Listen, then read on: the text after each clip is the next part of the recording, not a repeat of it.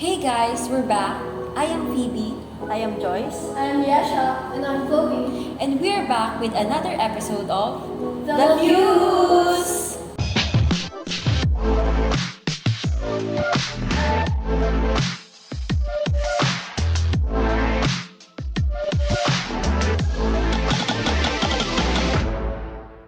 So, in our previous episode, we asked our viewers if ano yung gusto nilang i-discuss nating real-life situation, wherein we can discuss it in a specific ethical theory perspective.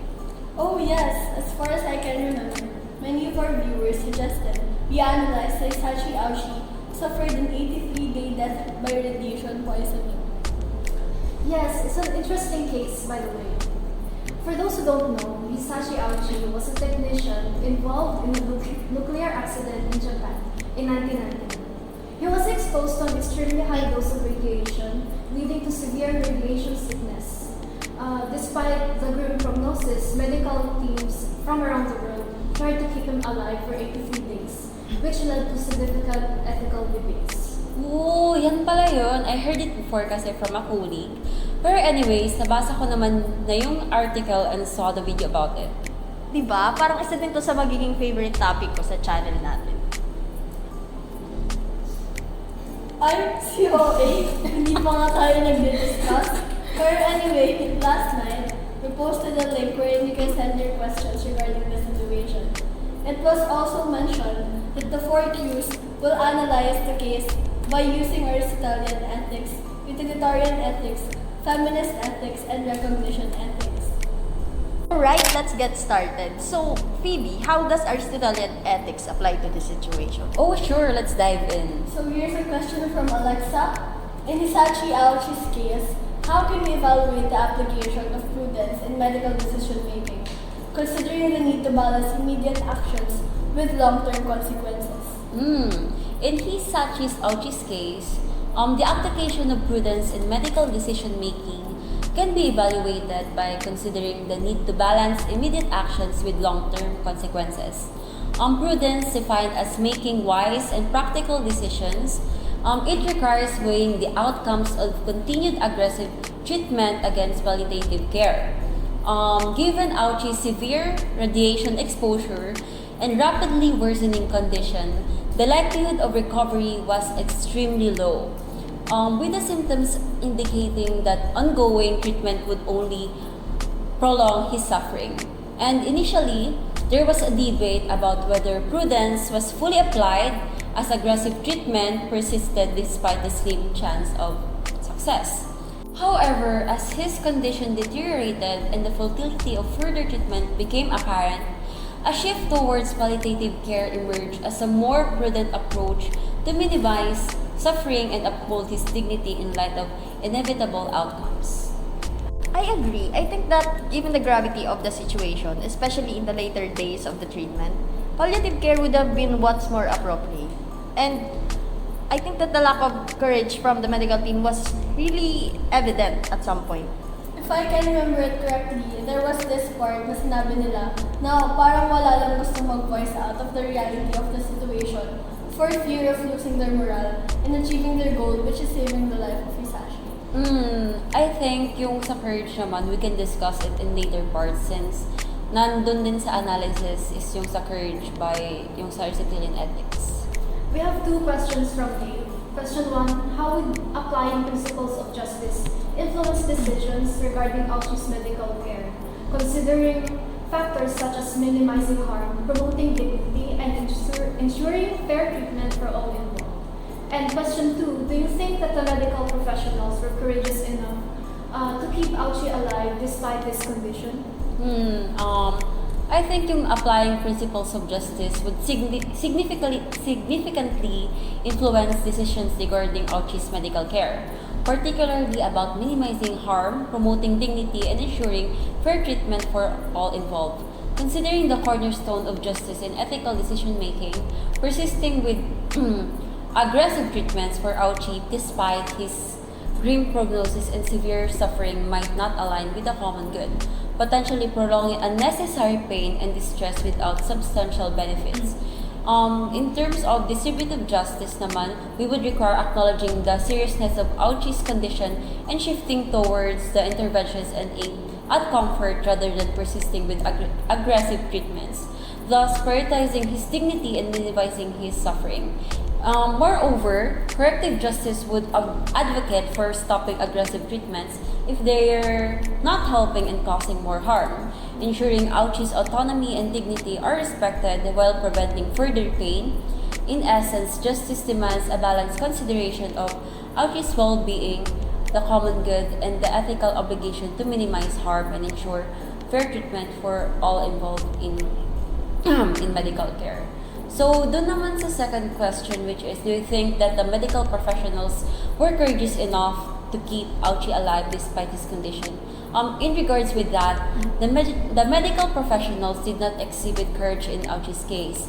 It is evident naman na they were hesitating to address the challenges of the ethical dilemmas, and despite the evident futility of aggressive treatments, they failed to muster the courage to recognize the boundaries of medical intervention and to prioritize yung well-being ni Ouchi and his dignity over prolonged suffering. Instead of confronting the reality of Ouchi's condition and exploring palliative care options, they continued with interventions driven by the fear of being perceived as giving up. This absence of fortitude prolonged Ouchi's unnecessary suffering and prompted scrutiny of medical practitioners' ethical obligations in end-life care scenarios. Another question from Kate. So, how does the principle of honesty impact decision making regarding Hisashi Ouchi's medical care? Honesty, characterized by transparency and truthfulness in communication, it is very crucial in Ouchi's case. Honest communication with his family about the reality of his condition and the likely outcomes of ongoing treatment is vital for informed decision making. This transparency empowers the family to actively participate in decisions about Ouchi's care. Ethical treatment requires honest discussions with the family, emphasizing the severity of Ouchi's condition and the limited potential for recovery. This approach supports a shift towards a palliative care which prioritizes Ouchi's comfort and dignity in light of his circumstances. So, that's all. Now, let us assess the same case from the point of view of utilitarian ethics and answer the question now. Utilitarianism highly focuses on the results or consequences of our actions and views the intentions behind those as irrelevant. Mill and Bentham stated that actions should be measured by the happiness and pleasure na napoproduce nila. And as argued, happiness is our end goal. In the case of Hisashi Ouchi, following the accident, he was exposed to lethal doses of radiation which caused him extreme suffering and severe medical complications. In the beginning of Hisashi's treatment, the medical team headed by Meikawa took extensive measures to save his life, and from a utilitarian perspective, these efforts can be seen as morally good because the initial goal was to give him the best chance at recovery, aiming for the best possible outcome for his family. I have a question. Would you say that Hisashi was being utilitarian when he still consented during the initial days of treatment to be treated even though the process was bringing him so much agony and pain? Yes. Thinking like a utilitarian, it also involves choosing the action that would produce the most overall happiness for the majority. Kahit na it would produce less happiness for you than other alternatives would. But this is just for the initial part of the treatment, right? Yes, because for the later part of those 83 days, Hisashi wasn't capable of giving consent anymore due to his state. So he went non-verbal na. So yun nga, in the later days of his treatment, di ba? And as his condition worsened, it became more evident that he was experiencing intense pain with no real hope of recovery. A utilitarian thinker would have weighed the benefits of continuing treatment against the suffering caused as utilitarianism highlights aiming for happiness and avoiding pain, something which the medical team failed to achieve. Because by continuing the treatment, it just placed more burden on the emotional and mental well-being of the parties, diba, yung family and sa medical team, of course. So parang, while the initial efforts might seem as morally good, under utilitarian ethics for attempting to save the patient's life, the prolonged treatment leading to more suffering complicates the assessment of this case. In a utilitarian point of view, this would criticize the combination of the aggressive treatment in the face of extreme suffering. Kasi perhaps shifting focus to the kind of care that is not very aggressive might have been a more morally good action to minimize suffering for all of them, for the family and for the medical team. So, let's dig in deeper about the situation using the feminist ethics, and this will be discussed by Miss Chloe. Thank you. It really was a difficult situation. And with hindsight, it is easy to say that they should have let him die earlier. But given the circumstances, with Ouchi seemingly recovering and then crashing back down, it is difficult to blame the doctors and the family for having hope. Especially when the best minds in radiology, nuclear science, and various medical sciences were at hand. Actually, what the doctors did to Ouchi was out of care. From various interviews, doctors and nurses repeatedly remarked that they were charmed by Ouchi when he first came in to get treated, when the symptoms of radiation sickness were minimal. They grew to care for him and wanted to see him live. They were willing to do whatever it took, use whatever resources they had to get him out of the hospital healthy and strong. At the start, it had seemed possible to achieve that. As Hisashi got worse, the doctors never gave up researching new avenues in which to help him, doing all the hard, the gross, and heart-wrenching work to keep him alive. The doctors and Hisashi's family basically lived in the hospital caring for him 24/7. If they didn't care, they would have given up or would have become more rash in making important decisions. Did their care ultimately result in more suffering? Yes, but in the moment, without hindsight, Ouchi was making little improvements that gave the doctors hope, and he did give them permission to continue treatment before going non-verbal. Did the improvements ultimately mean nothing at all? Perhaps, but the fact that it seemed like he was making improvements was enough of a sign to keep going. Does that mean that they didn't make a mature decision because they focused so much on their care that they were blindsided to the most likely outcome? Again, at the moment, they really did not have a definite answer of whether he would survive or not, because Ouchi seemed to be fluctuating between improving and then getting worse again. With radiation sickness or poisoning, doctors just usually have to keep the body functioning as it eventually flushes out the radiation.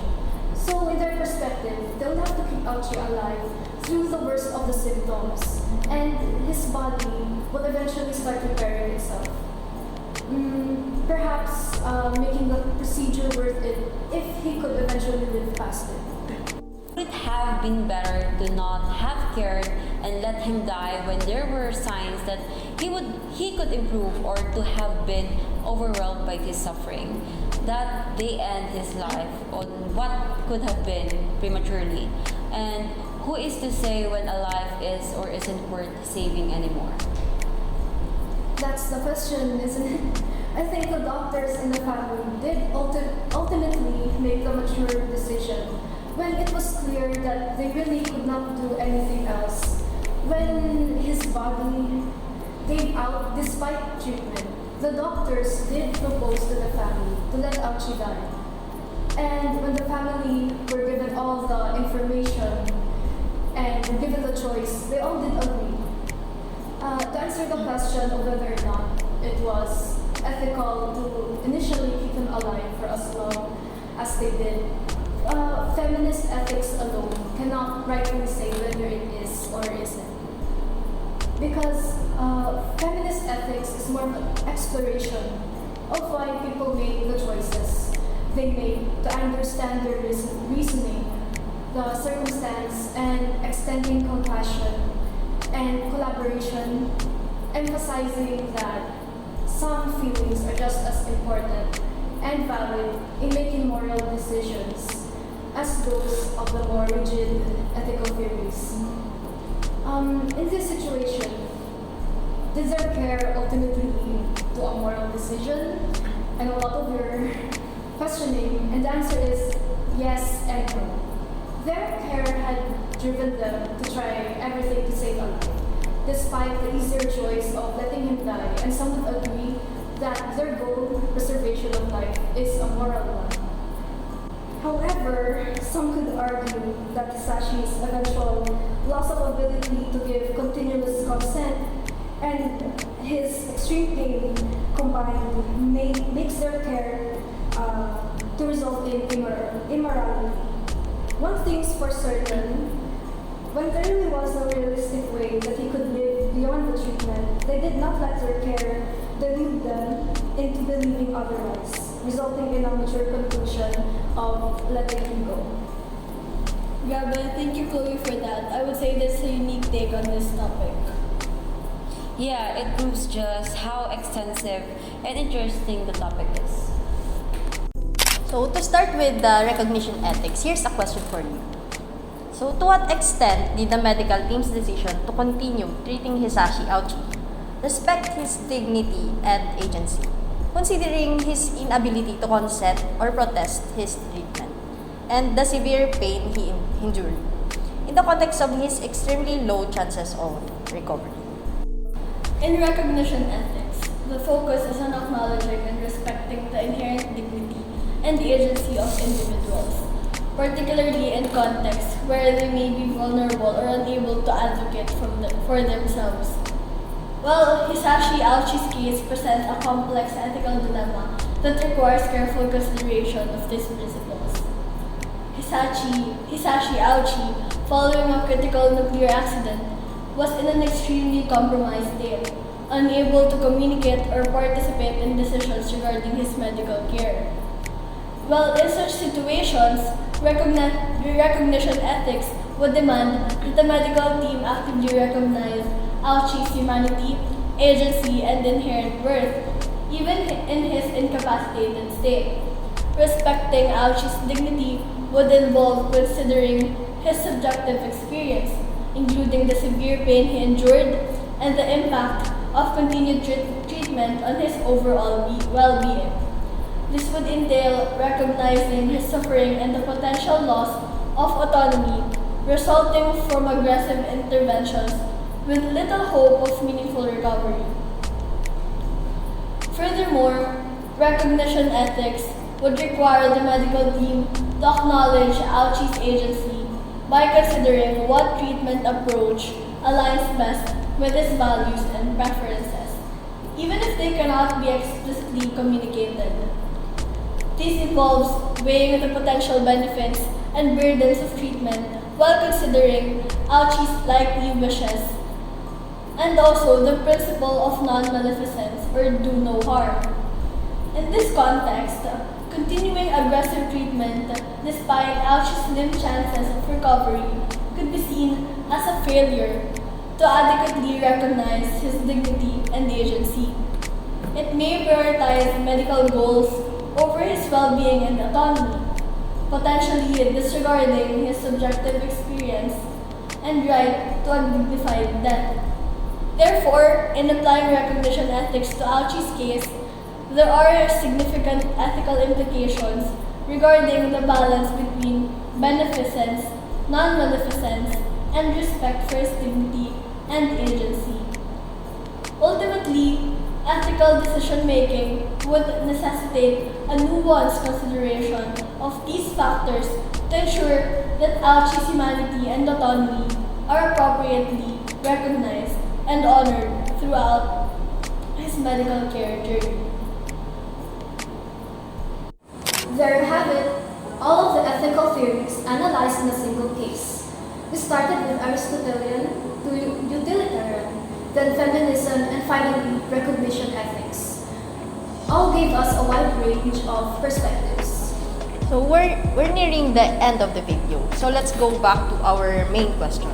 Was it ethical to continue treating the patient, Hisashi, despite the great pain he was under, and when he lost the ability to consent or protest his treatment even when his condition worsened, for a small chance of recovery?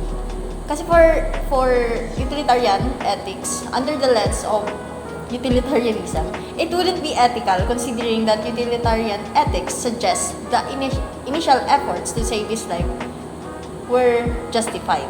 But the continuation of aggressive treatment prolonged his suffering without substantial benefit.